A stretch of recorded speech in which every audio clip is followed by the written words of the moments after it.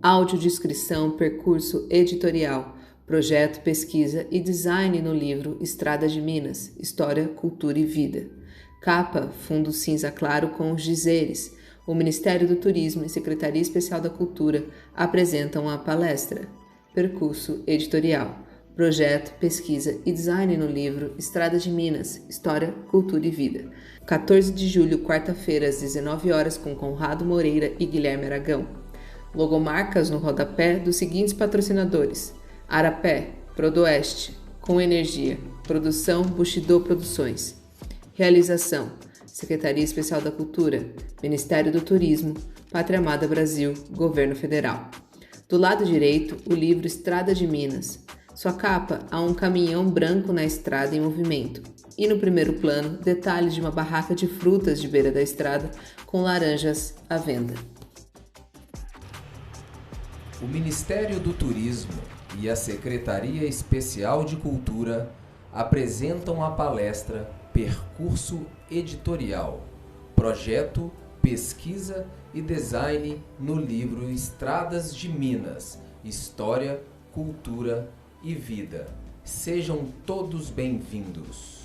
Dois homens sentados em uma mesa de escritório com notebooks e livros espalhados. Ambos usam camisa polo branca com o logo da Bushido em vermelho. Estão de máscara de proteção. Conrado tem cabelos curtos pretos e barba. Guilherme usa óculos e boina na cabeça. Boa noite. Hoje é o dia 14 de julho de 2021. Eu sou o Guilherme Aragão, esse é o Conrado Moreira e esta é a palestra Percurso Editorial, Projeto, Pesquisa e Design no livro Estradas de Minas, História, Cultura e Vida. Este livro foi produzido com recursos da Lei Federal de Incentivo à Cultura e esta palestra ela é uma formação, é uma ação formativa cultural e é uma contrapartida social exigida pelo projeto, na qual nós temos muita alegria em executar.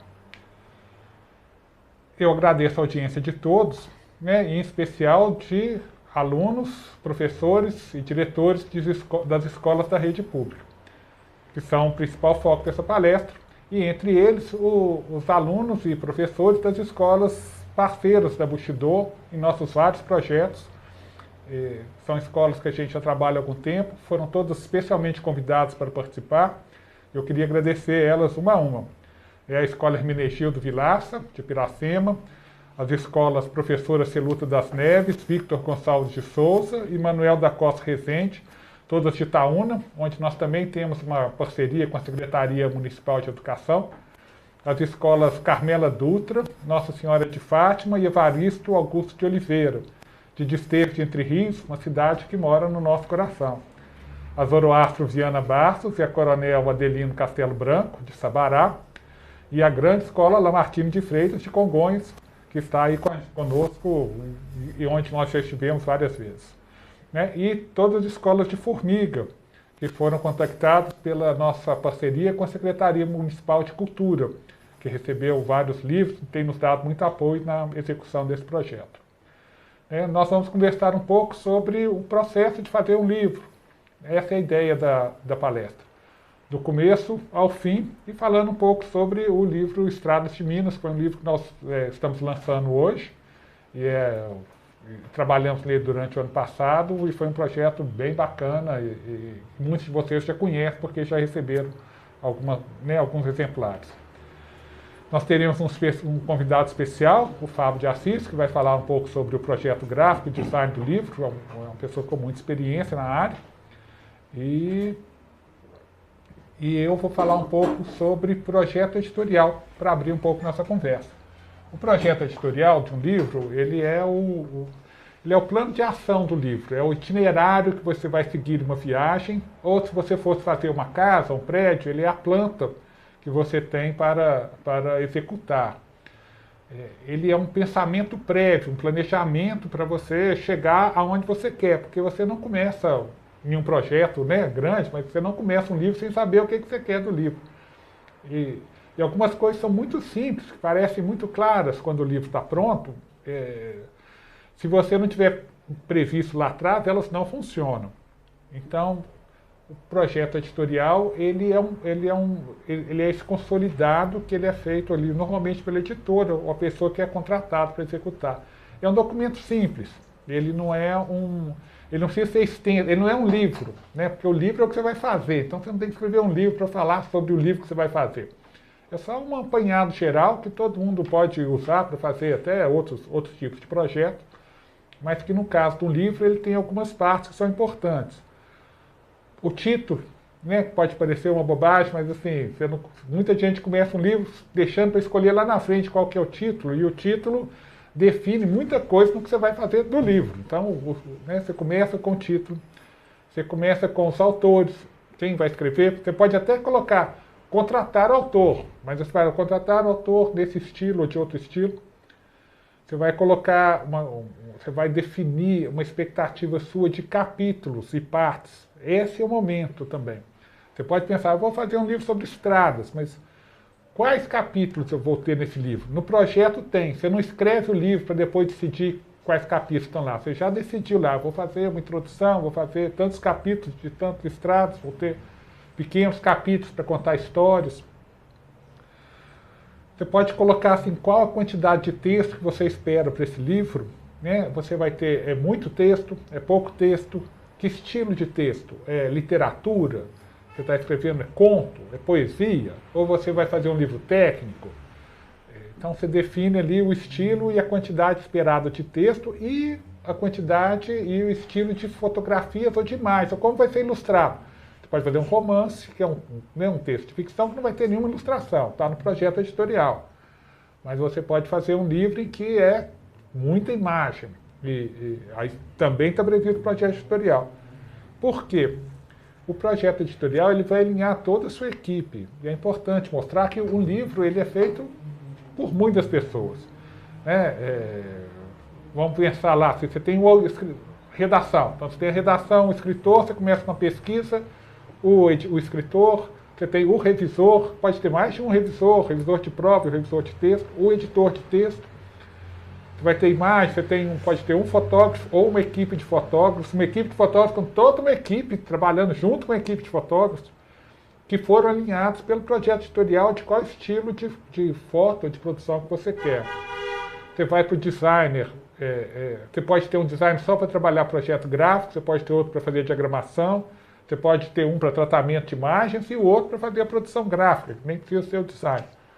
Você vai fora de uma editora, a equipe do comercial, a equipe da comunicação, a equipe da divulgação e da logística, e todo esse universo de pessoas trabalham em função de um projeto que começa nesse resumo, escopo que você monta para apresentar à equipe que trabalha com você a sua ideia do que é um livro.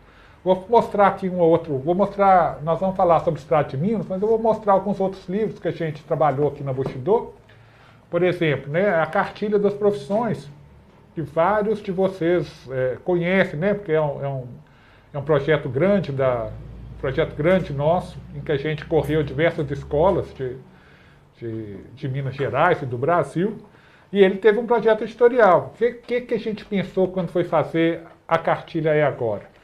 Esse é um livro para ser distribuído para alunos da rede pública. Então ele pode ser um livro grande, pesado? Não. Vamos fazer um livro que é mais leve? Vamos fazer um livro mais leve que cabe na mochila? Cabe na mochila. Ele pode ser frágil? Não pode. Você vê que a gente colocou já no projeto editorial um livro que tivesse capa dura. Porque a capa dura, ele não vai... ele vai aguentar o tranco de ir e voltar, né, para a aula. O público dele, que é importante, quem é o público desse livro? Estudantes da rede pública? Vamos fazer um livro assim, bacana, colorido, com uma linguagem jovem. Eu preciso de foto? Posso ter foto, mas eu posso ter ilustração? Posso ter ilustração, porque a ilustração ele comunica melhor vai comunicar melhor com o estudante. Né? Então, quando foi feito o projeto editorial dele, tudo isso estava lá. Um livro com tantas páginas, com uma linguagem ágil, com 50 profissões, com mais 5 opções de empreendedorismo. As 50 profissões já estavam lá, vai ser essa, teve uma lista. Vamos fazer uma introdução falando um pouco sobre como ter acesso ao ensino superior, e por aí vai, né? Você vê a importância de ter feito um projeto editorial adequado, que assim, há já 2, 3 anos nós estamos trabalhando com ela e tudo funcionando redondo. Foi um trabalho bacana aqui.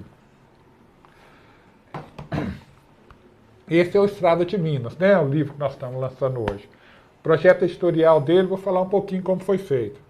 A ideia sempre foi fazer um livro sobre as estradas de Minas. Da onde nasceu essa ideia? Nasceu...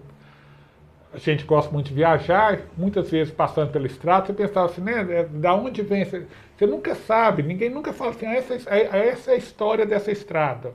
A estrada ela é dada para a gente como se ela já existisse ali,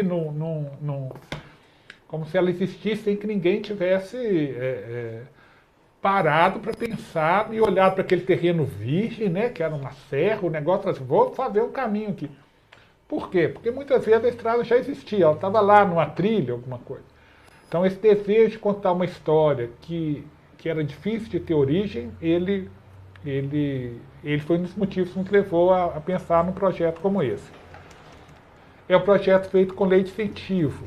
Então muito do planejamento e do escopo do projeto editorial, ele é pensado no momento da inscrição do projeto, quando você nem sabe se o livro vai sair do papel.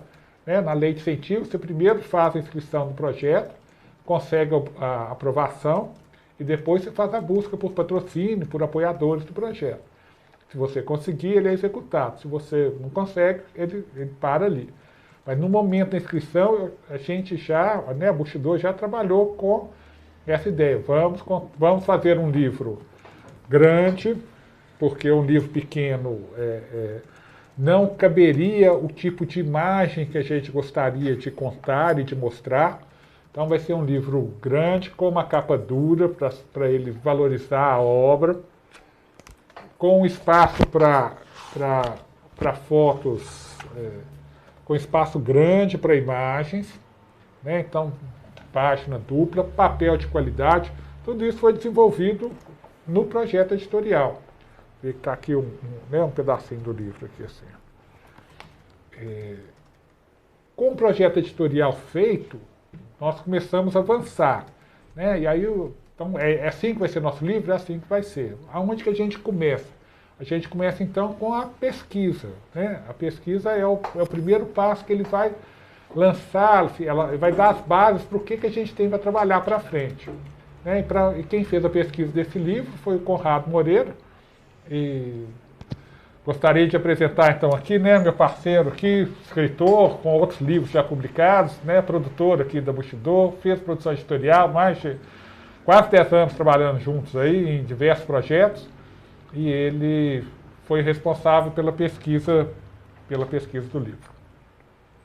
Então vamos lá, boa noite a todos, né, um grande prazer estar com vocês, né, finalmente lançando esse livro, né, Guilherme? Que é um livro que foi trabalhado no ano passado e em função da pandemia a gente adiou um pouco o lançamento, mas, né, ficou pronto, está todo mundo com saúde, graças a Deus, e a gente está podendo fazer esse lançamento hoje aqui com vocês. Como o Guilherme falou, eu, né, fiquei responsável, né, quando a gente deu o início do projeto, fiquei responsável por fazer a pesquisa. E aí é isso, no momento da pesquisa a gente parte do projeto editorial, né, e trabalha a partir disso, né, a gente senta, discute a partir daquilo, né, vê a divisão que está sendo proposta de capítulos, de conteúdo, e aí a gente parte disso, né, e eu vou compartilhar um pouco com vocês sobre esse processo todo, né. Primeira coisa, o livro ele tem um capítulo introdutório, um longo capítulo introdutório, que passa, que o nosso objetivo era contar a história das estradas de Minas de modo geral, né? E qual que era o objetivo?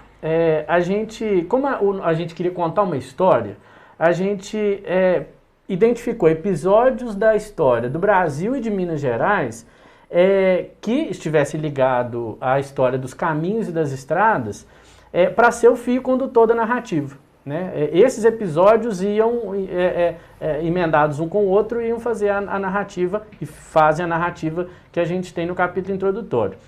E aí, para vocês verem como que é interessante, quando a gente faz uma escolha dessa e ela está bem fundamentada, eu vou muito brevemente, contar a história do Brasil em alguns episódios, contando a história das estradas. Vamos lá. O Brasil é descoberto, e quando o Brasil, a gente costuma começar a história do Brasil com a história a partir de 1500, mas a gente sabe que a história do Brasil é muito anterior a isso. Então, primeiro a gente tem a existência de vários caminhos anteriores ao descobrimento, né, do Brasil. Então você tem ali, por exemplo, o principal exemplo, o chamado Peabiru, que era um longo conjunto de caminhos feitos pelos indígenas, dos quais a gente fala aí no capítulo introdutório. Aí, ok, o Brasil é descoberto. No começo, a ocupação ficou muito no litoral, né, porque ali você tinha pau-brasil e havia a exploração dessa riqueza lá no litoral. O pau-brasil começa a sumir, e aí então a sanha por riquezas empurra os colonizadores para o interior do Brasil para ver se tinha mais alguma coisa, né? Se tinha riquezas minerais, outras riquezas vegetais, enfim. E aí como que faz isso? Abrindo caminhos na mata, né? Outra história dos caminhos. Quando os colonizadores entram para o Brasil, né? Desbravam o interior do Brasil, o que acontece? Uma das coisas que acontece ali já no século XVII, descobrem ouro onde? Na região de Minas Gerais. Então Minas Gerais nasce por desbravadores que entraram, né, Brasil adentro e descobriram riquezas aqui. Então a Minas Gerais surge da história de uma estrada, da história de um caminho. Depois, quando Minas Gerais já é o centro econômico da colônia, né, em função do ouro e dos diamantes, você tem as famosas estradas reais, né, que são os caminhos que permitiam que as riquezas escoassem de Minas Gerais para o Rio de Janeiro, que era a capital do Império naquela época, né? Então são caminhos reais, são caminhos oficiais, né, por onde as riquezas passam. Na Estrada Real surge a vocação libertária do Tiradentes, que é o que foi o dito líder da Inconfidência Mineira, né? Pelo menos foi o único que foi executado, né? Foi morto por conta da Inconfidência. O Tiradentes era militar e ele era do destacamento de patrulha do Caminho Novo, que era uma das estradas reais. Então, novamente, a história de uma estrada influenciando na história do Brasil, porque foi quando Tiradentes era militar que ele despertou para essa coisa de tornar o Brasil independente, da exploração que a metrópole fazia sobre o Brasil, enfim, então uma figura muito importante. Praticamente a atuação política dele nasce por conta de uma estrada. Aí quando a corte portuguesa vem para o Brasil em 1808, o Brasil até então era uma colônia muito modesta, mas quando a capital do Império vem para o Brasil e a corte portuguesa vem toda para o Brasil, a gente tem um desenvolvimento grande do Brasil, que deixou de ser apenas uma colônia distante para ser a sede da metrópole, né? Então você tem um grande desenvolvimento e você tem a chegada dos viajantes, porque até então a vinda de pessoas estrangeiras para o Brasil era até proibida, né? Era muito regulada. E aí com a vinda da corte, você tem um incentivo para a vinda dos viajantes. Então é uma época riquíssima, ali o início do século XIX, 1800 e pouco, quando você tem a visita de vários viajantes de vários países, né? Eles vão fazer aí expedições do Brasil, vão retratar a nossa fauna, a nossa flora, os aspectos naturais, e é um período muito rico e foi muito ricamente registrado, né? Eu vou falar deles um pouquinho mais para frente. Aí, ou seja, já estamos aí às vésperas da independência, né? Aí quando a gente tem a independência, o Brasil se torna um império, você tem as viagens que os imperadores Dom Pedro I e Dom Pedro II fizeram pelo Brasil, né? Hoje o presidente da República tem avião. Naquela época, o imperador tinha que viajar de carruagem, de liteira, enfim. Eram viagens longas, a gente conta um pouco sobre essas viagens. As estradas eram péssimas, né?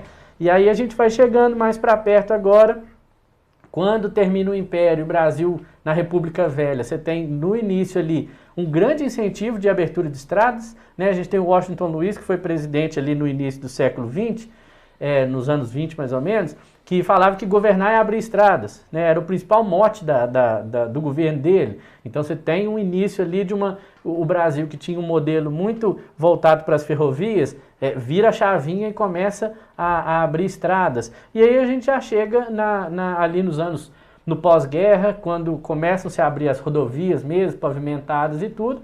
E aí, anos 50, com a vinda da indústria automobilística para o Brasil, os anos 60 e 70, que foram o auge do rodoviarismo, e aí chegamos aqui, né? Então, ou seja, em 5 minutos, espero que tenha sido só isso, acho que foi isso mesmo,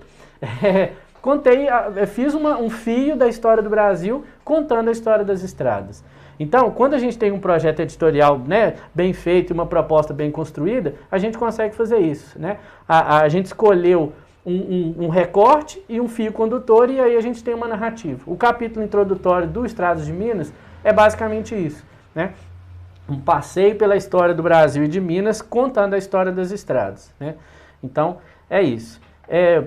Por exemplo, né, um outro livro, o Guilherme falou de outros livros que a gente trabalhou. Eu escrevi em 2017 um livro, né, trabalhamos juntos num livro sobre as Olimpíadas. Aí qual que era o fio condutor? O fio condutor era contar a história dos brasileiros, né, episódios de atletas brasileiros nas Olimpíadas. Então já é uma outra configuração, né? A gente tem lá naquele livro a gente tem um capítulo introdutório que conta um pouco das Olimpíadas quando ainda não tinha o Brasil, né? Porque era o Brasil nas Olimpíadas, e aí a gente vai passando capítulo por capítulo, porque aí já é interessante a gente falar de ano a ano, contando a história dos brasileiros nas Olimpíadas. Então, uma outra proposta para a gente conseguir contar essa história, né?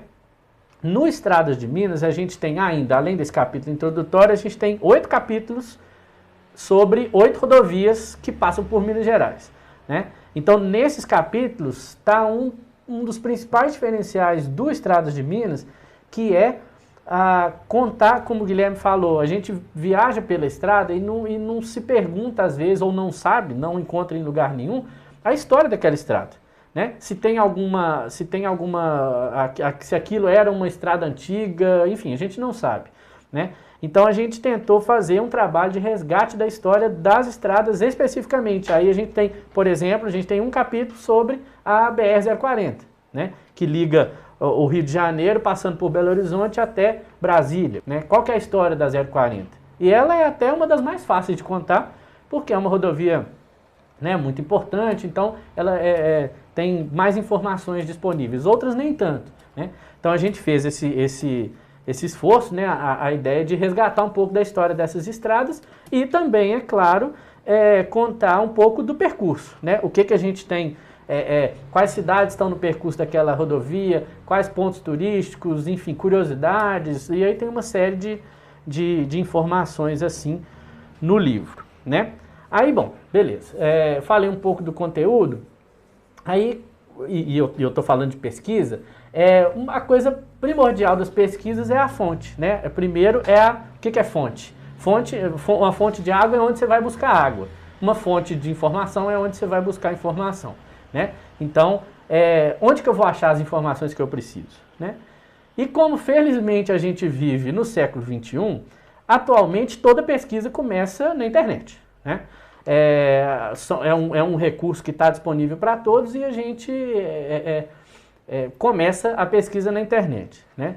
Então, a partir do que a gente precisa encontrar, a gente faz uma varredura ampla em bancos, né, de acervos que estão disponibilizados, abertos e públicos, enciclopédias, enfim, livros periódicos, né? São várias as fontes que a gente encontra. Entre essas fontes, tem algumas que são muito interessantes, que são fontes primárias, né? Que é a fonte que ela vem direto de quem viu ou de quem ouviu alguma coisa e relatou uma coisa, né? Uma informação que vem direto. A gente tem algumas muito interessantes. Por exemplo, quando eu falei dos viajantes, a gente tem o Auguste de Saint-Hilaire, que era um naturalista francês, que viajou para o Brasil, fez 5 viagens para o Brasil ali no início do século XIX, e que escreveu, juntando tudo que ele escreveu sobre as viagens, né, que ele fez ao Brasil, Viagens ao Interior do Brasil, que é um compilado de 5 livros que ele publicou, tem cerca de 3.000 páginas relatando as viagens que ele fez pelo Brasil, os aspectos naturais, sociológicos, históricos, antropológicos, um material riquíssimo.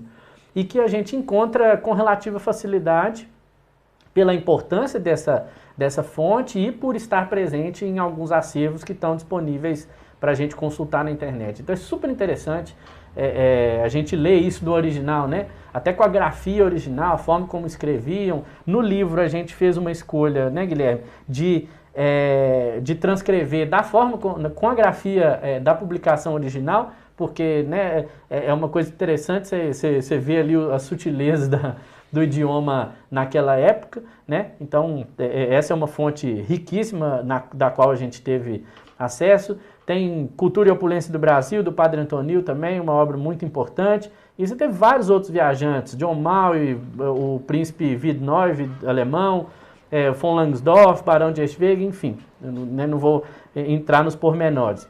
E aí tem outras duas obras que foram muito importantes para a gente escrever esse livro. O primeiro deles é um livro chamado Caminhos de Minas Gerais, de 1971, do Dermeval José Pimenta, que é basicamente o Estradas de Minas publicado há 50 anos atrás. Ele tem uma proposta parecida, né? Não é exatamente a mesma proposta, mas é um material muito rico que a gente também encontrou né, digitalizado e disponibilizado num acervo acessível, né, e gratuito, enfim. Uma das coisas que é muito bacana da internet atualmente. E aí tem uma outra fonte que é muito legal que eu quero mostrar para vocês. Eu vou abrir aqui e o Marcos vai jogar lá na tela. É muito interessante.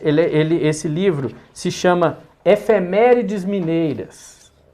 Ele é um livro do final do século XIX, ele é de 1897, vocês estão vendo aí na tela. Ele é um livro, olha, sobretudo para eu que já estou com 32 anos, eu cheguei a fazer pesquisa em enciclopédia.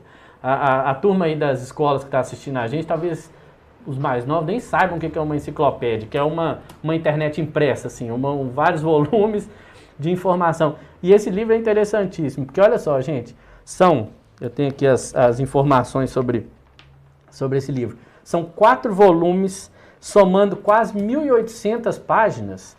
E efeméride é uma palavra curiosa, que efeméride, assim, acontecimentos.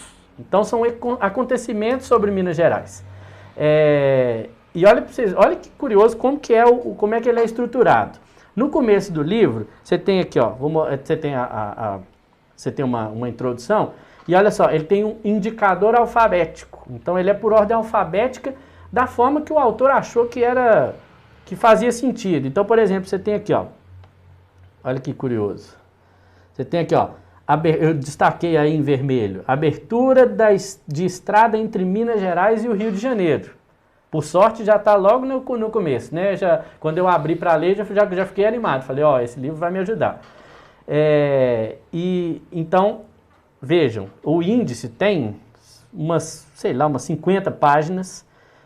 A gente lê o índice inteiro, porque ele é assim, chuva de granizo registrada em Paracatu em 1986. Aí está escrito aqui assim. Então a gente tem que ler, olha o tamanho do índice, todo em ordem alfabética, né, da cabeça do autor. E aí vou mostrar um exemplo de uma citação que a gente fez aqui na página 82. Olha só, viagem de Dom Pedro, vou aumentar aqui. Viagem de Pedro I, então príncipe regente, a Minas. Quando Dom Pedro, ainda príncipe regente, ainda antes da independência, logo antes da independência, a viagem que ele fez para Minas Gerais. Aí olha que interessante. Tem as datas, 25 de março, abril, de 1822. Aí o que eu tenho que fazer? Ele é dividido em 4 volumes. O primeiro volume, janeiro, fevereiro, março, depois abril, maio, junho. Então tá, abril tá no volume 2. Aí você tem que pegar e ir lá no volume 2, que é esse aqui. E aí o volume 2 está organizado assim, ó, por dia. Então, janeiro, fevereiro, março. Abril é o primeiro mês. Então, 1º de abril. Aí tem do ano tal, do ano tal, do ano tal, do ano tal. Olha só como é que era difícil pesquisar quando não tinha internet. Aí eu tenho aqui, eu destaquei aqui, depois de fazer esse caminho todo, eu cheguei até uma citação que está no livro, que é muito curiosa, que conta que o imperador do Brasil, eita, peraí que eu estou apanhando aqui da visualização, contando que o imperador do Brasil, Dom Pedro, ele fez a viagem de volta de Minas Gerais para o Rio de Janeiro, que era a sede da corte, né? Olha que curioso. Dom Pedro regressou no dia 21 para o Rio de Janeiro, ali chegando na noite de 25, indo logo ao Teatro de São João, onde, surpreendendo a todos, olha que curioso aí a forma como está escrito, surpreendendo a todos pelo inopinado de sua presença, ou seja, ninguém imaginava que Dom Pedro ia estar lá no teatro, recebeu estrondosas ovações. Fizeram a viagem de Ouro Preto ao Rio de Janeiro, cerca de 70 léguas. Eu esqueci de fazer a conta de quanto que é 70 léguas. Joguem aí e comentem aí no chat. Ele fez Ouro Preto ao Rio de Janeiro em 4 dias e meio apenas. Olha que beleza, né? 337 quilômetros, segundo me informou o Marcos aqui. Então, veja, fez 337 quilômetros em só 4 dias e meio, né? Então, assim, estou mostrando aqui para vocês verem como que é interessante a gente acessar essas fontes antigas e como que era muito mais difícil fazer pesquisa quando não tinha internet. Então, beleza, aí isso é o que eu tinha a dizer sobre fontes. Pode voltar aqui para mim, ô Marcos? Outra coisa que é muito importante, gente, quando a gente está fazendo uma pesquisa grande dessa, é ter cuidado com as referências, né? Igual quando a gente está fazendo um trabalho de escola, um trabalho acadêmico ou mesmo um livro, a gente tem que ir registrando as referências que a gente está consultando, porque a gente consulta tanta coisa, a gente lê tanta coisa, que se no final, quando você for, né, dar o crédito às referências que você tiver usado, se você não tiver feito um controle disso, a gente fica completamente perdido, né? Então é muito importante, e no livro a gente registra as referências, né, as principais referências que a gente consultou. Outra coisa do processo é que é um grande fluxo o texto passa por várias mãos, né, Guilherme? Temos nós dois que somos, né, pesquisadores e autores do livro, mas olha que interessante. Eu vou pedir para você mostrar de novo, Marcos. Eu fiz aqui, ó. Olha, essa pastinha tem um exemplo do fluxo dos textos de apenas um capítulo, hein? Isso aqui se multiplica para todos os capítulos do livro. Vejam aí que a gente tem o capítulo da BR-050, por exemplo, que foi escrito primeiro pelo Guilherme, né? A gente se dividiu, alguns textos, algum pegou primeiro, o outro primeiro. Então, o Guilherme escreveu uma versão, aí depois o Conrado, né? A gente sempre invertia, né? Aí eu peguei o texto dele para servir como editor, né? Para adaptar ali, fazer algum ajuste, alguma sugestão. Aí nós dois consolidamos o texto numa versão que foi enviada para o El Rocian, que está aí assistindo conosco, né? Um abraço aí para o El Rocian, que foi um dos revisores do livro. Aí El Rocian fez a revisão né, gramatical, devolve para a gente pega as revisões que ele faz, consolida todas, né? Faz as correções. Ou seja, eu trabalhei em cima dessa versão, ainda voltou para o Guilherme, né? O Guilherme olhou de novo e mexeu de novo, e aí a gente tem a versão final do texto. Ou seja, que são 1, 2, 3, 4, 5, 6, 7 versões de um capítulo apenas, né? Isso vale para o livro inteiro, né? E quando é um capítulo maior, como é o caso da introdução, aí essas etapas se multiplicam, né? Para vocês terem ideia de como que é múltiplo e complexo esse processo. Pode voltar aqui para mim, Marcos? E aí, como vocês viram aí, uma coisa importante também é a nomenclatura de arquivo. Você já deve ter passado pela situação aí de fazer um trabalho para a escola e tal, e aí assim, trabalho de história final.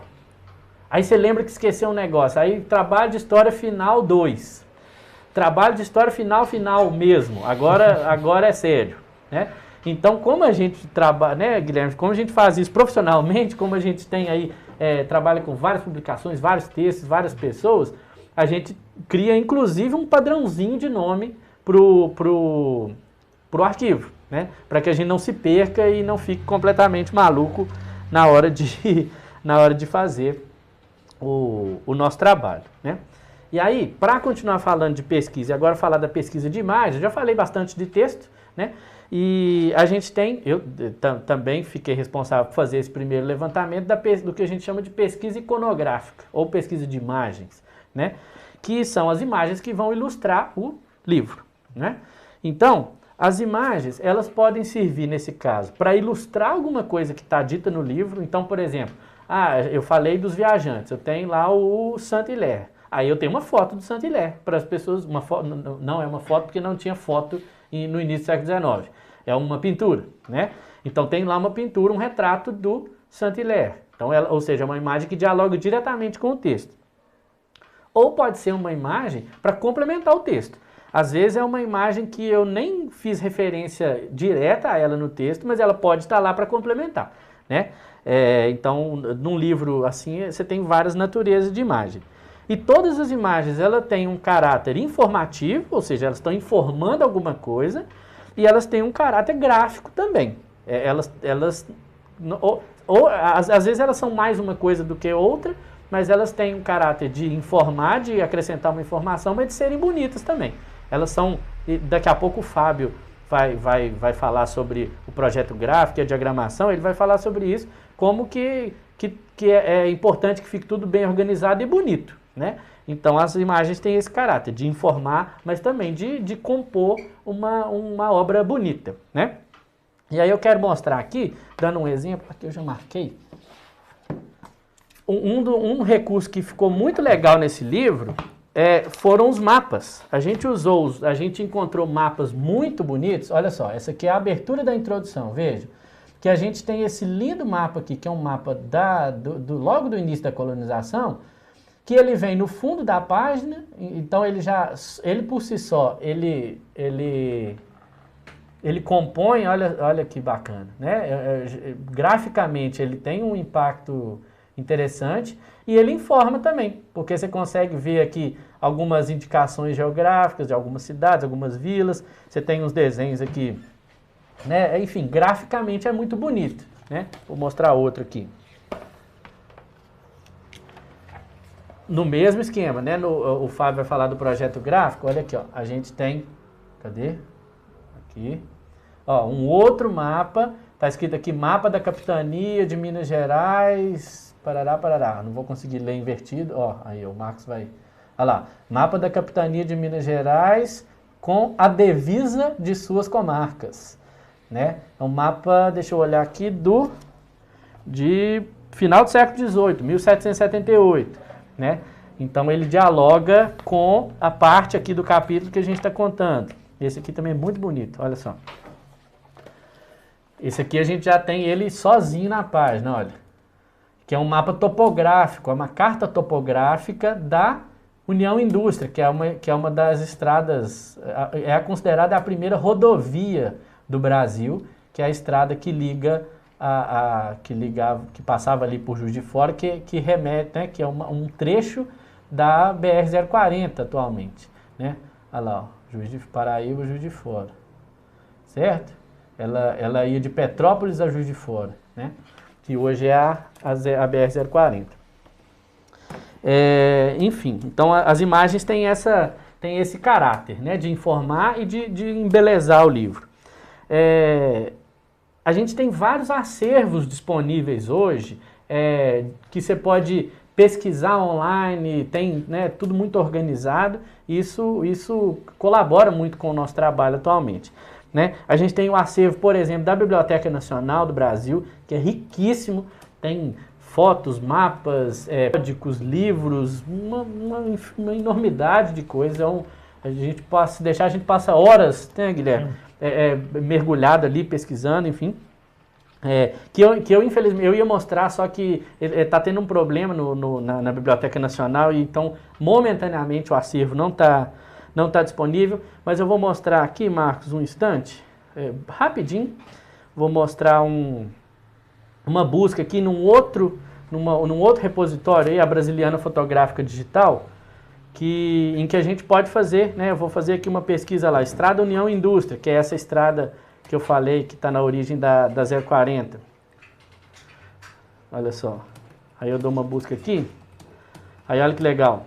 Olha lá, ó. Estação da Companhia União Indústria. Fotografias ali, olha lá, ó, cerca de 1860. Olha que bacana. Lá dos primórdios da fotografia, né? Capela da Estação, enfim, tem um acervo muito rico. E aí como que a gente pode voltar para cá, Marcos? Como que a gente usa isso, né? A gente faz, na pesquisa de imagens, a gente faz uma pesquisona, assim, a gente pesquisa um monte de referências, um monte de coisas, e organiza isso tudo, e aí, à medida em que o processo vai andando, a gente vai escolhendo as fotos e vai tendo acesso. Alguns acervos são abertos, a gente pode usar desde que cite a fonte, alguns a gente precisa negociar direitos de uso de imagem, né? Você paga para ter a cessão da imagem, ou enfim, faz algum contrato, tem toda uma série de procedimentos, né, para usar essas imagens. E uma coisa que na pesquisa é muito importante, porque, por exemplo, nesse caso do Estradas de Minas, eu fiz a pesquisa, mas eu também fui um dos autores do livro. Então, a pesquisa nesse cenário acaba acontecendo meio que em paralelo com a escrita, né? Só que eu poderia simplesmente fazer a pesquisa para o livro e entregar essa pesquisa para o autor, né? Suponhamos que fosse só o Guilherme o autor. Então, eu ia fazer uma pesquisa e o que eu ia entregar para ele? Um bloco de informações, né, com referências bibliográficas, né, de fontes de informação, imagens, créditos, enfim, né? E aí é muito importante nesse processo ter organização, porque é uma coisa que vai te cobrar lá na frente se você não tiver. Então, como que a gente faz, por exemplo, com as imagens?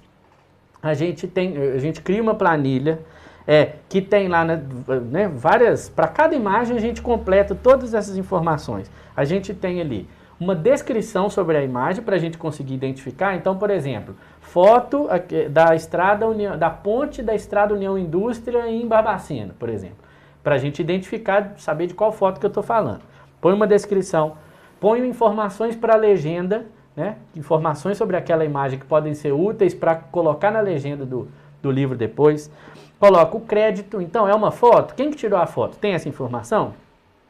A fonte, ela é do acervo do Museu Mariano Procópio, em Juiz de Fora, por exemplo. Aí eu escrevo lá, foto do acervo do Museu Mariano Procópio. O link onde eu achei, quando é uma busca digital, porque às vezes você pode precisar voltar lá para alguma coisa, né? Aí se você passa o dia inteiro pesquisando e não salvou o link, aí depois você fala, puxa vida, onde que eu achei essa imagem? Você já não consegue achar mais. E até o nome do arquivo a gente cola nessa planilha, porque às vezes você pode ter variações e, enfim, às vezes uma foto que é muito parecida com a outra pode ser de um acervo diferente, né? Então a gente tem que ter uma extrema organização para que tudo dê certo, né? Legenda é uma coisa muito importante, a legenda dialoga muito com a imagem, complementa ali a informação que está na imagem, e créditos, né? Quando a gente sempre dá crédito para quem fez uma foto, ou fez uma pintura, ou, né, é sempre importante dar o crédito, tanto que no livro a gente tem uma página só dedicada aos créditos, né, para saber quem que são os responsáveis pelas imagens. E aí eu vou voltar a palavra para o Guilherme agora, que eu já falei demais, vou voltar a falar daqui a pouco, mas para a gente seguir no processo, no fluxo da produção. Organização é muito importante, né? Trabalhar num projeto que rende um volume grande de informação, de arquivo, de situação, ele não funciona se você não tiver... Não é só a organização em si, né? Essa questão de nomenclatura, por exemplo, que o Conrado citou, ela é mágica no longo prazo. Quando eu encontro um texto qualquer da Bushido, e ele está escrito lá V2.0, eu já sei qual é a história daquele texto. Qual etapa que está, ele já né? passou. Isso. Eu sei que 2.0 que ele está pronto para ser enviado para revisão. Né? Se eu encontro uma foto que está marcada lá com crédito, eu sei que assim, aquele arquivo de foto já foi separado e organizado para publicação por algum motivo. É muito importante. Terminado o Conrado, quer dizer, nós fizemos um projeto editorial, teve início a pesquisa. A partir desse momento, você pode trabalhar de acordo com o seu cronograma previsto lá no seu projeto editorial. Se você tiver tempo, e a sua equipe for pequena, você, são poucas pessoas que vão trabalhar, você pode fazer o livro em linha, né, em fila. Você vai fazer a pesquisa, você vai redigir os textos, vai produzir as imagens e vai entregar para o projeto gráfico. E aí você vai diagramar, imprimir, entregar o livro. No entanto, se você está num fluxo, né, o que é comum nas editoras, você tem assim, vários livros sendo feitos ao mesmo tempo, ele entra num processo em que é possível andar em paralelo. No caso do Estrada de Minas, terminada a pesquisa, a gente rapidamente tinha 1 ou 2 capítulos prontos, né, já tinha uma seleção de imagens que o Conrado fez e algumas prévias de imagem das estradas. Com esse material, foi possível solicitar o início do projeto gráfico. Por quê? Porque o projeto gráfico, ele pode demora. O projeto gráfico não é uma coisa que chega pronta, ele é uma construção, é um processo. E o projeto gráfico te diz como seguir para frente em várias situações. Se você vai precisar de textos maiores ou menores, se você vai precisar de fotos de alguma espécie, algum estilo diferente. Então, para falar um pouco sobre o projeto gráfico, eu vou convidar aqui o nosso parceiro também de longa data, de muitos projetos, o Fábio de Assis, que está nos acompanhando lá da boa terra de Lagoa Santa, onde ele está feliz. Gostaríamos também de... Isso aí. É isso aí. Obrigado, Guilherme, Conrado, Bushido, pela oportunidade, né, primeiro de ter participado desse livro, que realmente eu achei que foi um livro bem bonito, que entrou para o meu portfólio profissional, né, não só pela riqueza, né, da pesquisa iconográfica, que é o conteúdo, né, pelo texto e pelo assunto também, que é muito atraente, né, é um assunto curioso, igual o Conrado falou, o Guilherme falou, a gente anda na estrada e não imagina que a estrada tem uma história, né? A gente acha que a estrada já estava ali. Então, baseado, né, dando fluxo aí no que foi dito pelo Conrado, o projeto editorial, né, dentro do projeto editorial a gente tem um projeto gráfico, que realmente é você pegar tudo que foi pesquisado, que foi trabalhado até então, e passar para o papel de forma visual. Só que a gente não passa primeiro para o papel, né? A gente pensa na cabeça, cria, pesquisa e passa para o computador e depois para o papel.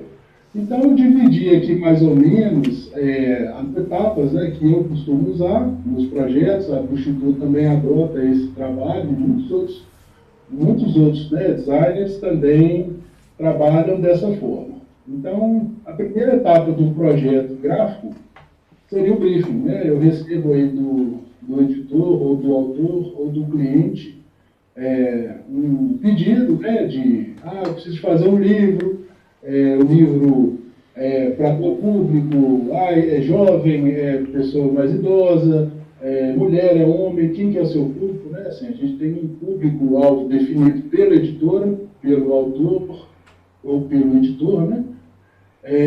A partir disso, a gente elabora um briefing, né, com um diálogo mesmo, querendo entender o objetivo do livro e o objetivo do cliente. No caso do livro Estradas, né, o Guilherme e o Conrado, né, a gente tentou, conversou, eu fiquei muito empolgado, porque foi uma pesquisa riquíssima que o Conrado fez, né, o Conrado ficou mais encarregado nessa parte da pesquisa iconográfica, e eu fiquei bem empolgado quando vi as imagens, muitos mapas, muitas coisas históricas, né, e antigamente o visual era bem bacana usar em um livro elementos antigos, né, que antigamente era impresso em tipografia, essas coisas. Então, enfim, foi uma conversa assim, né, do volume de texto. Vamos fazer um livro com 100 páginas, e se não me engano foi 180 páginas por aí. O livro terá X capítulos, uma introdução vai ter aproximadamente X páginas. O projeto o livro já tem um formato definido, então temos que seguir esse formato. Então, a partir deste briefing, que é passado, né, para mim, Eu fiz uma pesquisa de referência visual, que é a segunda etapa, né, do projeto gráfico, é a pesquisa visual. Por exemplo, para esse livro Estradas, eu entrei mesmo, né, até brinquei com o Porra, que eu estava escutando música raiz, aquelas músicas sertanejas, músicas que não estão na estrada diariamente, né, caminhoneiro, motorista de ônibus, né, são os profissionais da estrada, escuta, né, aquelas coisas. Então, assim, eu gostei muito de ter trabalhado nisso, a gente entra mesmo na cultura para poder criar elementos, descobrir elementos da vida na estrada, né? Porque o meu projeto gráfico, o livro, ele tem que comunicar com a pessoa que está na estrada, né? Não adianta eu fazer um livro de estrada se eu nunca fui na estrada, se eu nunca pesquisei o que é uma estrada, se eu nunca vivenciei a cultura da estrada, né? Então, a partir disso, a partir dessa pesquisa visual, segunda etapa, a gente partiu para uma terceira etapa, que só é um RAF. RAF nada mais é que um rascunho. Então, o que é um rascunho? Eu vou ali, estudo uma cor, um elemento, um estudo tipográfico. O que é o estudo tipográfico? Eu vou usar essa letra, vou usar essa fonte, né? A gente está comum no computador da gente usar Times New Roman, Arial, tal, são fontes comuns, né? Só que a gente, na área, né, de design gráfico, a gente tem milhões de possibilidades. E cada fonte, cada elemento visual tem um conceito.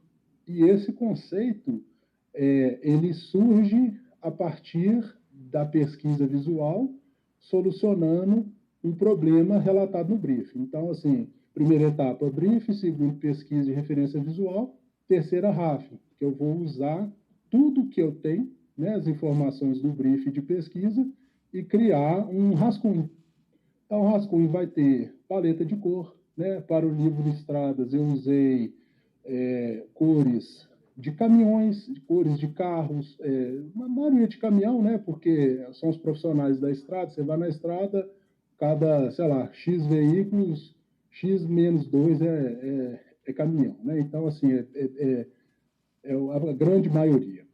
Então, eu usei cores, né, que lembram caminhão, usei fontes stencil, que lembra mesmo aquelas placas de beira de estrada, usei elementos grandes, fontes grandes, que lembram também placa de estrada, e coisa de fácil leitura.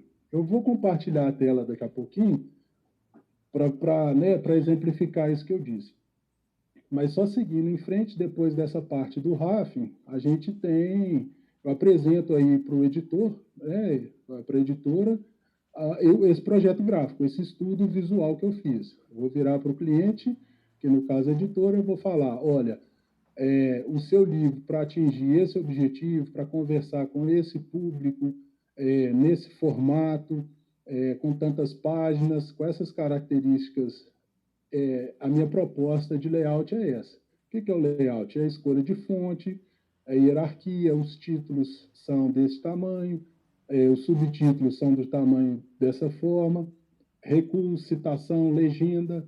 Cada elemento visual desse já tem que estar definido no projeto gráfico e está bem alinhado com o brief do cliente. Igual quando o Conrado disse que tem muitos mapas, que eu até fiquei empolgado com isso, que legal, vamos usar, porque isso é muito importante, né? O mapa, num livro de história de 1800 e alguma coisa, fica lá na biblioteca, muitas vezes fica esquecido, mas quando a gente traz e põe num livro atual um mapa desse, colorido, impresso, desperta mesmo a curiosidade de pesquisa, né?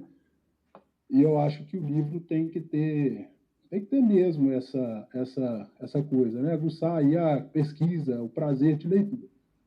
Então, apresentei, né, o projeto gráfico com esses elementos. A escolha desses elementos foi muito para que se tenha uma leitura paralela, assim, a pessoa possa ler o livro. Se ela não quiser ler o texto principal, ela pode ler o livro pelas legendas. Se você acompanhar as legendas do livro, você tem mais ou menos uma noção do que se está tratando. Então, se você despertou ali, olha que legal essa parte, eu pego ali e leio. Né? Então, assim, isso é muito importante. Seguindo aí na apresentação do projeto gráfico, essa defesa, vai para o editor, né? O editor avalia, olha, tá legal, não tá?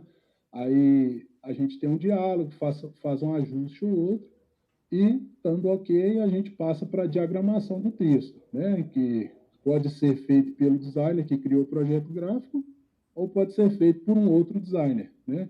Que tenha o conhecimento tanto de editoração quanto do projeto gráfico e o problema do cliente, né? Que é comunicar da forma que ele está propondo.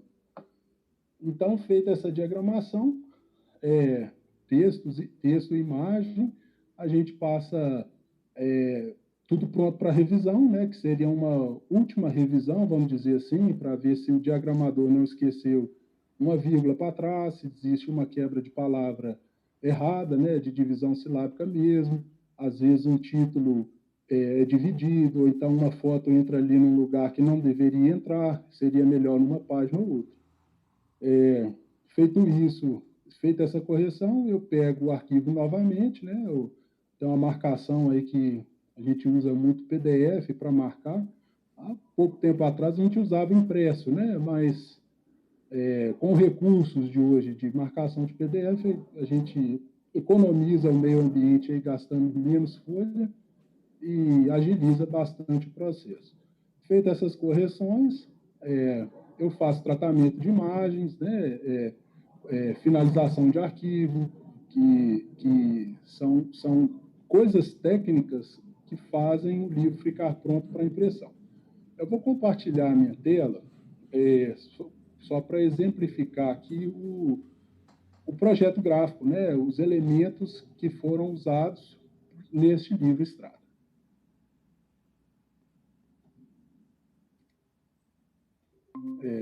Então, é isso. Eu tenho aqui uma estrutura mesmo de livro, né, que no caso é folha de rosto, né, um falso rosto, aí depois entra o rosto. Nesse caso, o livro teve né, o patrocínio, aí tem a página própria para o patrocinador.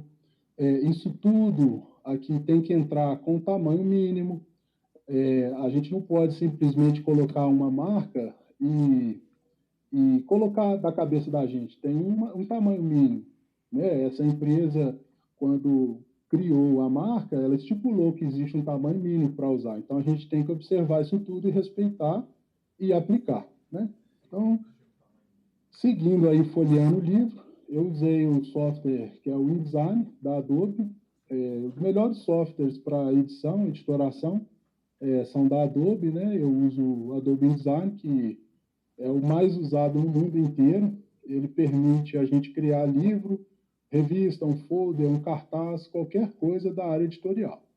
Então, com facilidade, né, a gente faz. Então, só uma chave aqui. Essas linhas no arquivo são linhas que a gente chama de grid, né? Então, um livro todo, ele tem que respeitar um grid, tem que respeitar um padrão. Por exemplo, quando entra uma legenda, as legendas sempre entram no mesmo lugar, do mesmo tamanho. Né? Isso tudo são elementos que compõem o projeto gráfico. Então, esse estudo é feito no RAF. Né? Que legal, ficou bom. Ok, vou repetir isso para as outras páginas. Né? E aí a gente vai seguindo. Por exemplo, o Conrado citou aí página de crédito. Né? Essa aqui é uma página dedicada a crédito. Um exemplo da etapa de finalização que no caso desse livro eu também fiz. Se eu uso uma fonte branca numa foto muito clara, na tela pode até ficar bonito, mas quando a gente imprime, pode ser que não dê leitura.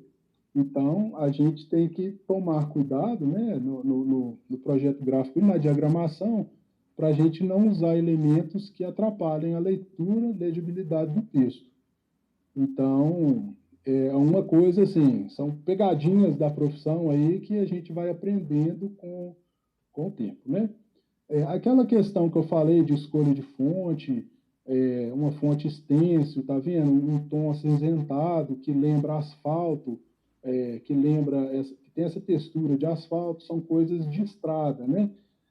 São elementos de estrada. Igual, por exemplo, essa parte do sumário, lembra um cardápiozinho, uma plaquetazinha de estrada, de uma venda lá, de uma pimenta, de um produto artesanal, né, que é muito comum ver em beira de estrada. Então, usando esses elementos da estrada que eu fui criando o projeto, que eu escolhi essa fonte e essas cores. Né? Se você analisar os caminhões, isso aqui são cores de caminhões, são cores comuns, né?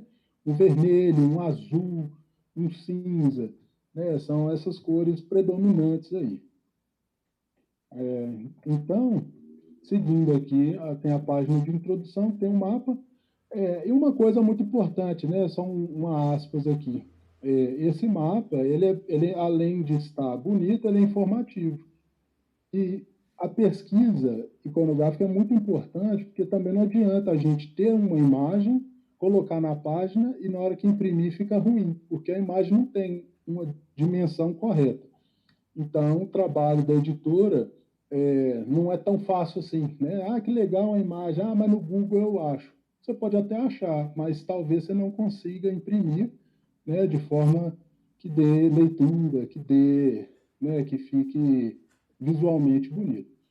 Então, seguindo aí a diagramação, né, que é texto, imagem, né, igual essas legendas aqui, a gente faz a finalização do arquivo. Se você notar aqui, a gente tem uma divisão de página, que está aqui, né, ó, aqui a lombada do livro, e um exemplo de coisas que a gente deve olhar na finalização são essas distâncias, né? Por exemplo, essa distância aqui, ela está maior do que aqui. Por quê? Porque aqui a gente tem a lombada do livro. Se a gente deixa muito justo, corta a imagem. E a gente não quer uma imagem cortada. Então, são coisas pequenas, são detalhes pequenos que fazem com que o livro fique bonito, fique harmônico, né? Fica bem aí resolvido da forma que o cliente quer. Né? E a questão de tamanho de texto e tamanho de página é muito importante. Né?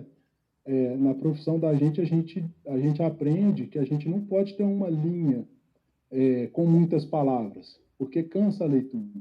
Né? Então, assim, eu também não posso ter uma linha dessa aqui com poucas palavras, porque eu gasto muita página. Então, a gente tem que sempre equilibrando, né, entre o visual e a necessidade, porque eu também não posso aumentar muita letra, senão vai dar muitas páginas. E hoje, infelizmente, o que mais limita aí a produção editorial são os custos, né? Custo de gráfica aumenta de acordo com o dólar, porque o papel é uma commodity que é exportado. Então, a gente tem que, né, em tempos de crise, aí a gente deve chegar num equilíbrio aí para poder fazer um projeto harmônico, bonito e sem onerar demais, né, para o cliente. Então, o projeto gráfico é isso, né? Assim, essa etapa que eu fui responsável, ela faz exatamente isso aí que a gente está vendo, é o visual, né? Depois que a gente faz isso, a gente envia o arquivo para a gráfica, né? Vou pegar um exemplo aqui da capa. A gente envia o arquivo para a gráfica. Na verdade, a gente conversa com a gráfica, estou mandando um arquivo, é um livro de tantas folhas, de tantas páginas, eles nos mandam o orçamento, a gente aprova o orçamento, e aí, acertado, a gente pede uma boneca. A boneca nada mais é que um livro sem impressão, porém feito no mesmo papel, no mesmo acabamento. E a gráfica, neste caso aqui, nos enviou esse arquivo, que está na tela, que é um gabarito para finalização da capa, né? Então, toda gráfica tem um processo de impressão, né? Claro que são muito parecidos, são coisas padrões, né? Porém, cada gráfica tem uma característica. Então, a gente tem que atentar onde a gente for imprimir para parâmetros que eles usam. Então, eles vão nos informar, por exemplo, a largura da lombada, a largura da lombada oca, né, a largura das seixas, a largura do debru, que é essa parte aqui da capa dura, que vai para a página de trás. Então, assim, tem muitos parâmetros técnicos, né, dados técnicos, que a gráfica entra aí como parceira para poder nos atentar e finalizar o arquivo de forma correta. Né? Aquele era o arquivo da capa, esse aqui é o arquivo da luva. Nesse caso aqui, na verdade, esse é o da capa, né? Então, assim,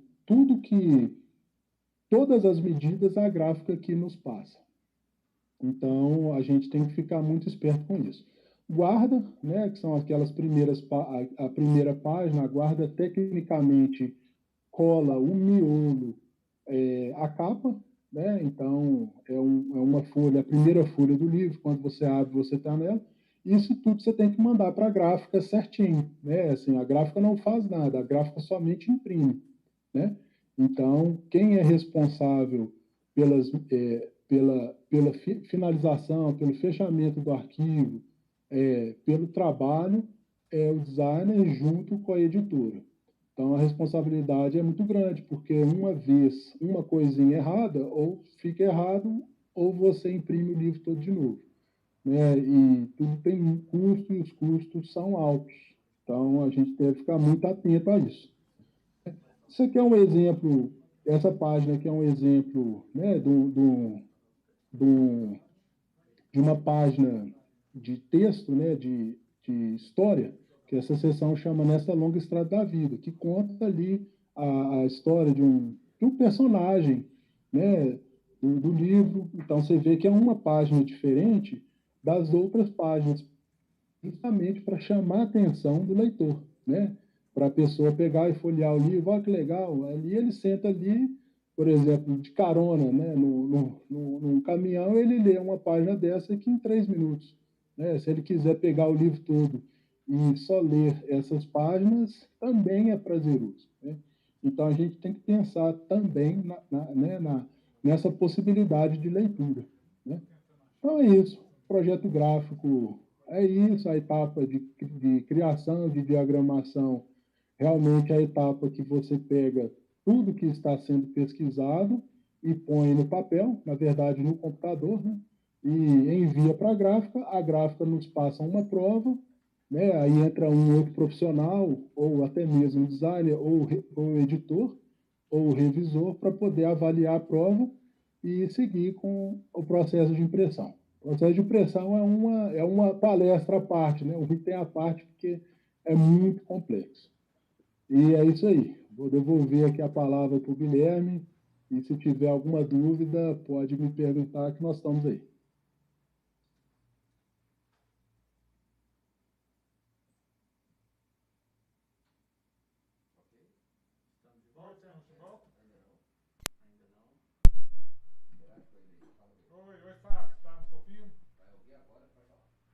Oi, Fábio, queria agradecer então a participação aí, que bom que você pôde compartilhar aí com a audiência nossa o tanto que você conhece de diagramação e design. Há anos a gente trabalha juntos e eu preciso dizer o tanto que eu aprendi trabalhando com você, porque eu era jovem e eu achava que sabia e você sabia muito mais e, nossa, e a gente brigou muito e é isso que construiu a relação. Então, queria, né, que todos aí, né, aprendemos muito com o Fábio, que, aliás, acabou de ser papai, né? Queria dar um salve aí para o João e para a Lorena, que estão, né, o casal aí feliz demais com o João, que é um nome muito bonito. Acho o João um nome muito bonito. Nós estamos muito felizes aí com o mascotinho, mais um mascotinho aqui para nossa equipe, né? Legal, eu que agradeço aí poder fazer parte, né, de vocês. E a gente aprende todo dia, ninguém nunca sabe tudo, né? Todo dia é um aprendizado. Seguimos aprendendo, né? Um grande abraço, Fábio. Obrigado, Fábio. Obrigado. Então, depois dessa bela palestra do Fábio sobre design, nós vamos só recapitular aqui. Nós começamos nosso livro com o projeto editorial, nós passamos por pesquisa, e aí, depois da pesquisa o caminho se abriu ali para processos paralelos, que é a redação, o projeto gráfico com a diagramação e a própria produção em si, de produção das imagens e reportagens, que o Conrado vai falar um pouquinho aqui, porque nesse livro especificamente foi bem bacana. Sim, no Estradas de Minas, além daquele capítulo introdutório que eu falei e dos capítulos que falam sobre as rodovias, a gente ainda tem um terceiro bloco de conteúdo, digamos assim, que não é um bloco, que ele está espalhado ao longo do livro, que a gente encontrou personagens para contar histórias deles e das estradas. Inclusive, eu quero aproveitar já de antemão né, a gente comunicou a esses foram 11 personagens que a gente entrevistou e conversou. A gente, né, convidou para que eles participassem conosco. Eu quero, né, não sei quantos apareceram, sei que 2 deram aí um alô para a gente.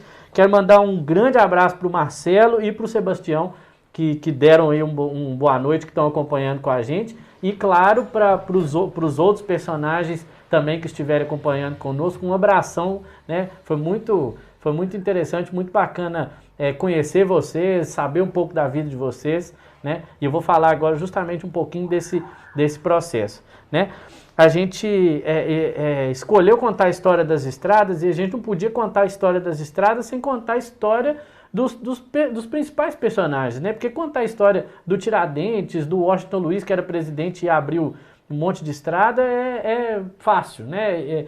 Tem seu valor, é bacana, é uma das propostas do livro, mas tinha uma coisa muito importante que a gente queria, que era contar histórias dos anônimos, né? Das pessoas que fazem da estrada a sua casa, o seu local de trabalho, né, que passam a maior parte da vida ali na estrada. Então a gente decidiu fazer essas entrevistas e aí isso envolve toda uma produção, né? Alguns desses entrevistados a gente conversou antes, então a gente entrevistou por telefone antes, tivemos aí uma longa conversa, uma conversa que era gravada com a autorização deles, não para facilitar o nosso trabalho, né? Porque se você pode gravar a conversa, você não fica tão preocupado em anotar ali na hora e você consegue fluir melhor, e aí depois você para ouvir e consegue trabalhar melhor o texto, pegar algumas falas, né, entre aspas ali, para ser bastante fiel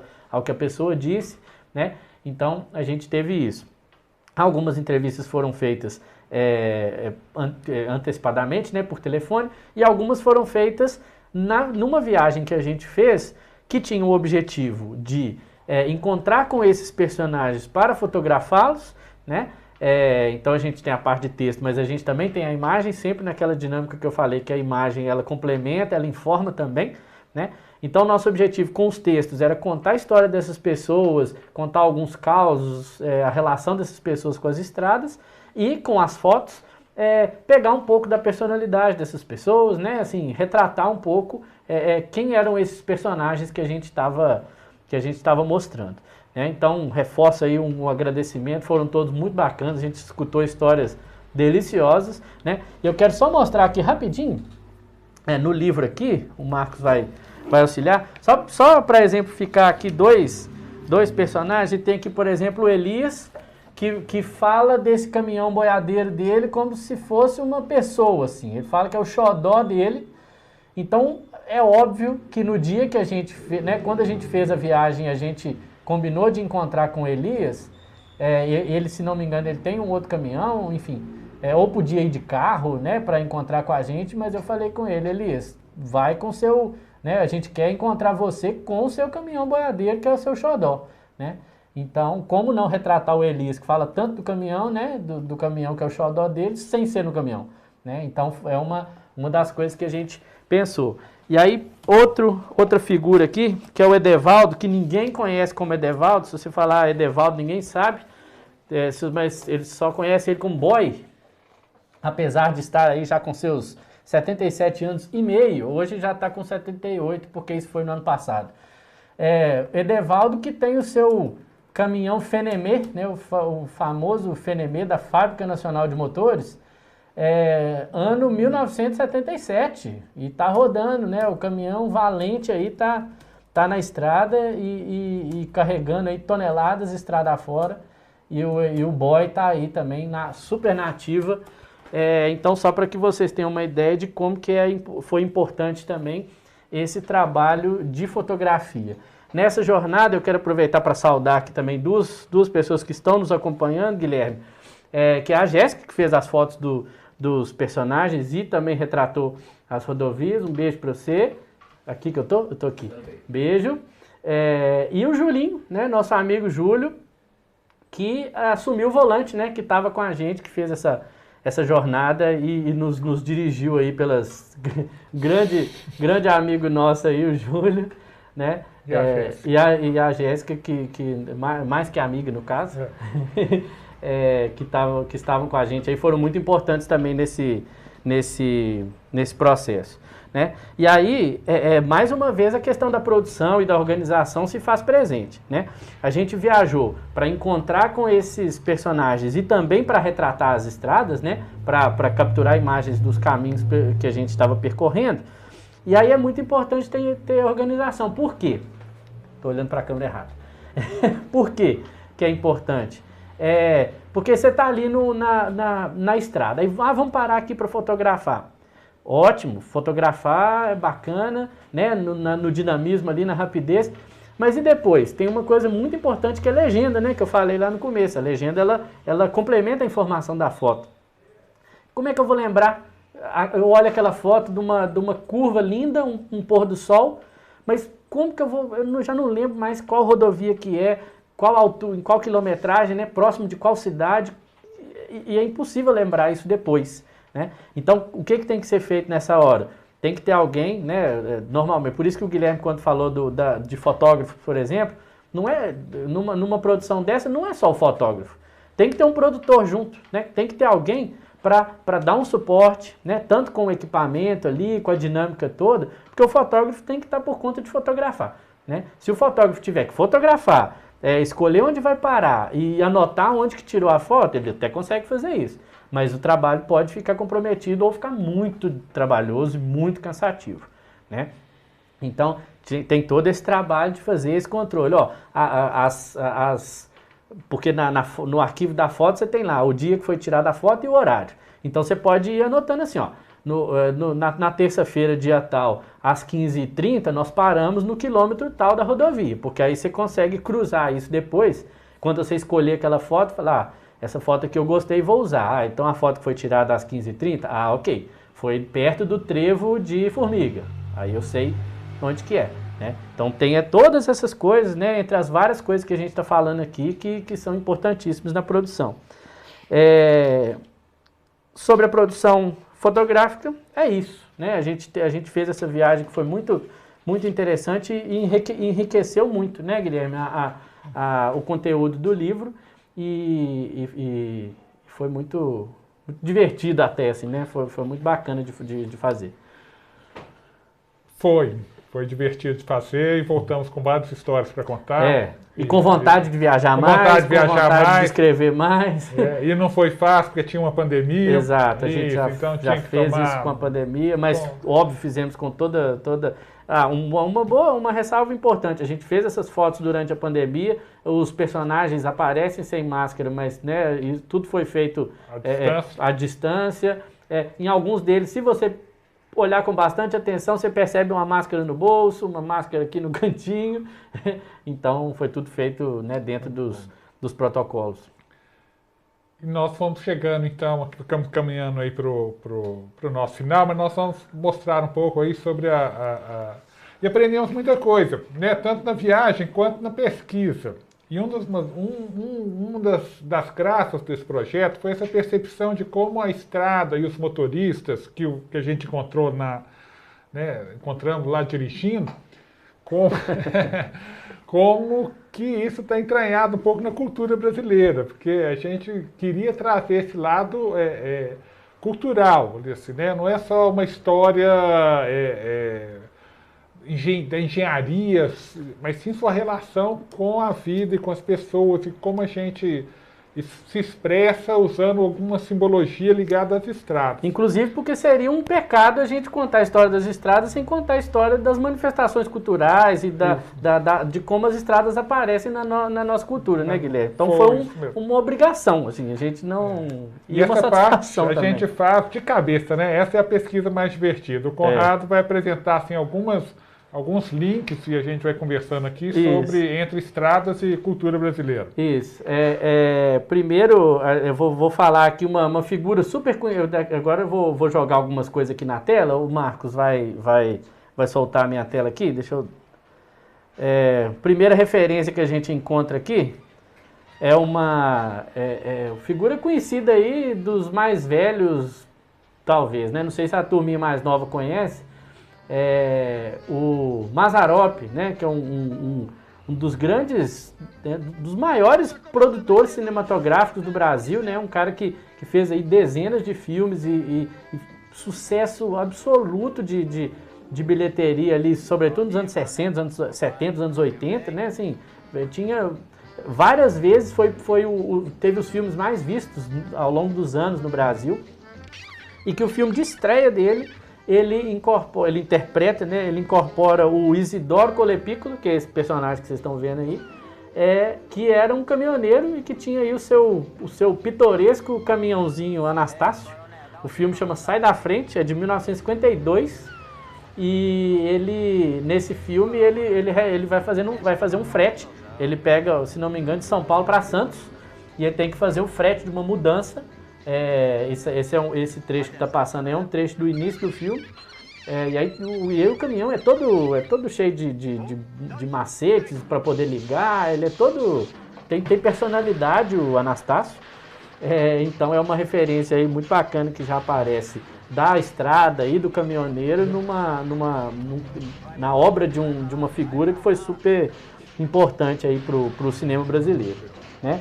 Aí eu vou passar para uma segunda referência aqui, que é muito legal também, que é o Vigilante Rodoviário, que é um seriado que foi feito no Brasil ali nos anos 60 também, e que foi o primeiro seriado feito em película no Brasil, gravado em película, né? Então, gravado com qualidade de filme, né?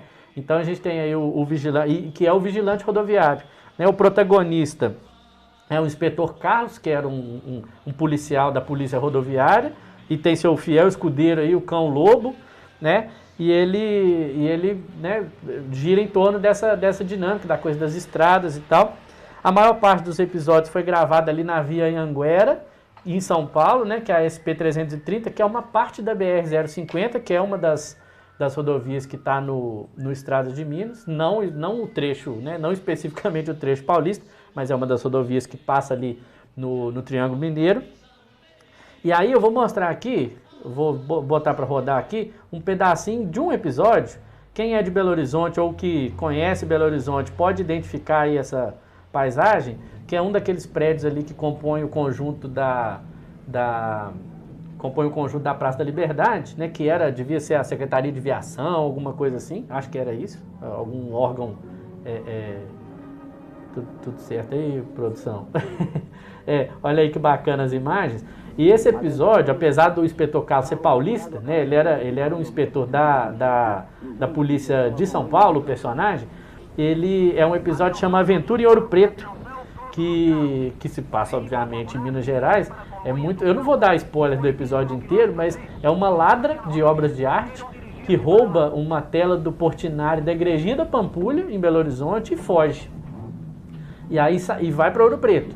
E aí, sabendo disso, a polícia, quando né, sabe desse episódio, eles colocam todo mundo, acionam todo mundo, inclusive a polícia de São Paulo, porque aí a gente está vendo essa imagem de Congonhas, né? A gente está vendo, eles acionam a polícia de São Paulo, porque os ladrões poderiam, um casal, né? Uma ladra e o seu companheiro, eles podiam ir para São Paulo, então acionam todo mundo, e o inspetor Carlos, óbvio, né? Vai entrar na jogada e, não vou dar spoiler, mas não precisa nem dizer que ele vai ter um papel importante aí para solucionar o caso. né? É um episódio que está disponível no YouTube, como vocês estão vendo. Muito interessante, muito legal tem vários episódios do Vigilante Rodoviário, vocês podem pesquisar aí no YouTube e assistirem. E aí, a gente, né, passando... uma outra curiosidade muito interessante do Vigilante, antes de falar dessa próxima referência aí, é que, olha que curioso, né? Naquela época, não tinha satélite, não tinha internet, não tinha nada, né? Então, a fita em que estava gravada o episódio do Vigilante Rodoviário, que era exibido em São Paulo e no Rio de Janeiro, o episódio passava na quarta-feira em São Paulo, de noite, aí a fita viajava, alguém pegava, botava no carro, viajava até o Rio de Janeiro para que ele pudesse ser exibido na quinta-feira. Passava depois do Repórter Esso na quinta-feira. Então, até isso, era um seriado que se passava nas estradas e a fita tinha que viajar de uma cidade para outra para poder ser exibida, né, para os telespectadores, primeiro de São Paulo, depois do Rio de Janeiro.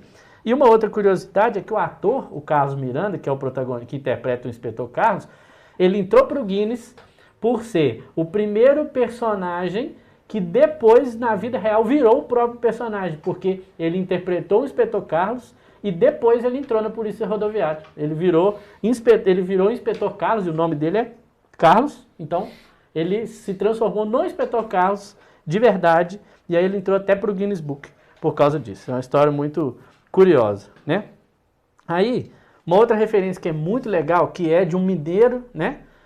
Que eu vou mostrar aqui. Volta para isso, Marcos, voltou para mim na hora certa. Que é esse livro. Diga aí, Guilherme. E gostamos muito desse livro, e com ele eu acho que nós vamos caminhar para Ok. Porque tem uma frase, vai ler um trecho bonito dele. Ok.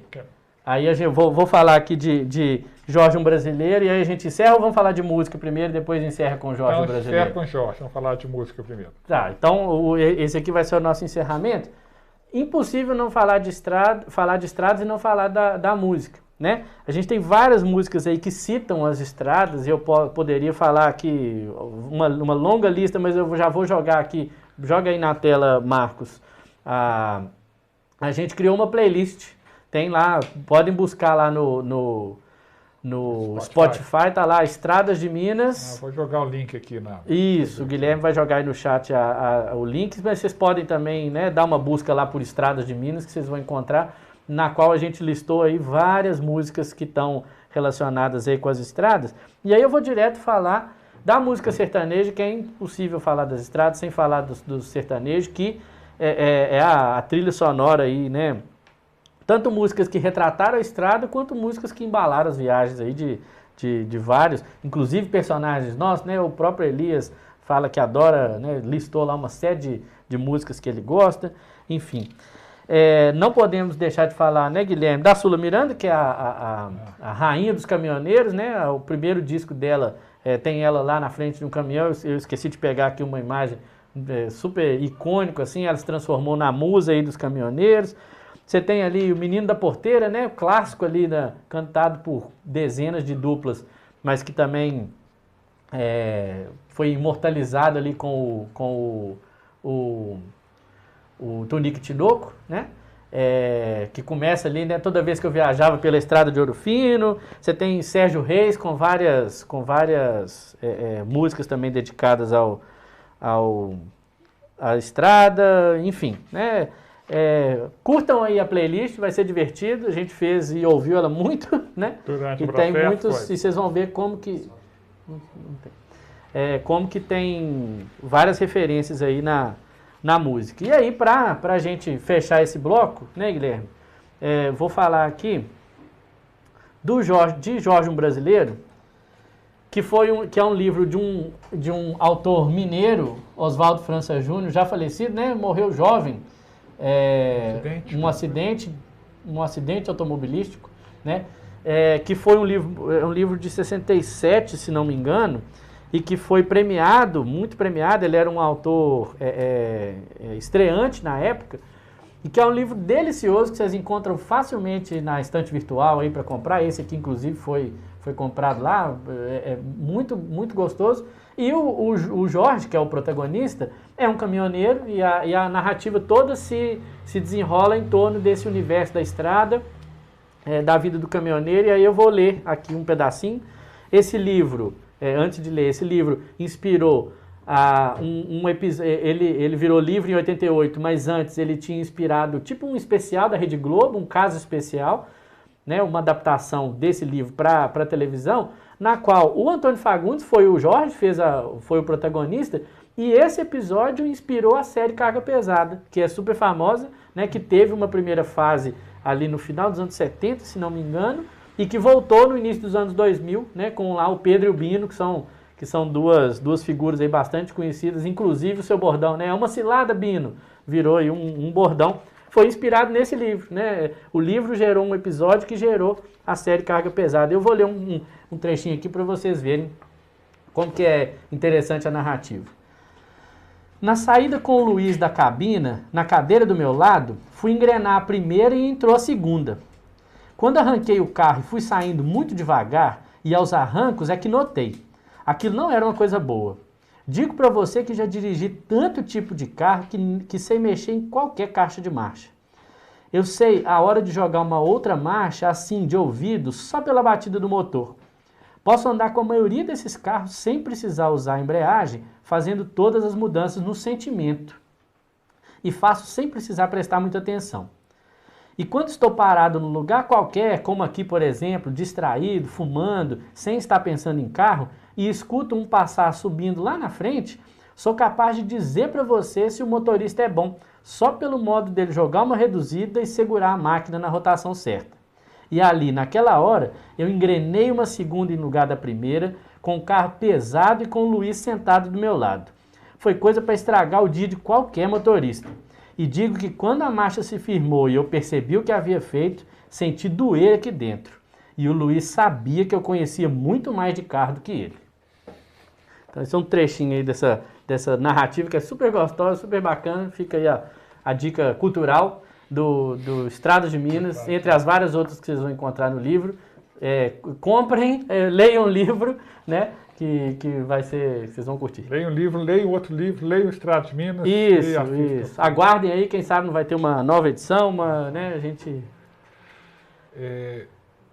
Com isso nós vamos encerrando. Gente, foi um prazer estar aqui com vocês. Agradecemos a presença de todos os alunos, todos os professores das escolas da rede pública que nos assistiram, todos os nossos convidados e que prestigiaram aqui essa palestra e essa obra de lançamento. O livro está à venda na Amazon, está à venda na loja americana, Minas Submarino. É só digitar lá, Estradas de Minas, e ele vai aparecer, ou seguir o link ou buscar nas redes sociais da Bushido, que nós estamos ali. Isso. Só buscar tanto no Instagram, no Facebook, como no YouTube, né? @Bushido Produções, Bushido Produções é facinho de achar. Espero que todos tenham gostado. Desejamos a todos uma boa noite e até o próximo evento.